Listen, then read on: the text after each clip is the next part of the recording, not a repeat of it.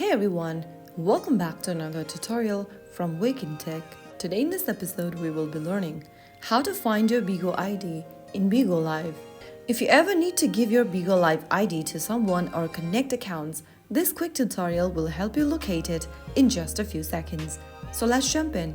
First of all, launch open BIGO Live application on your device.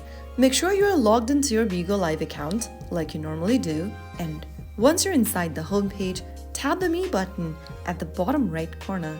You'll then be able to see your profile section. Go ahead and tap on the human icon at the top right corner right next to the gear button and you'll be taken to your profile page. Underneath your username, you'll see your ID. Tap on the ID to copy your ID in your device's clipboard. That is your unique BIGO ID. You can share it with others so that they can find or follow you easily. Now you can paste it anywhere on social media, chats, or messages. So that is how you can easily find your BIGO Live ID. If you found the video helpful, don't forget to like, share, and subscribe to our channel. I will see you again in the next episode. Thanks for watching.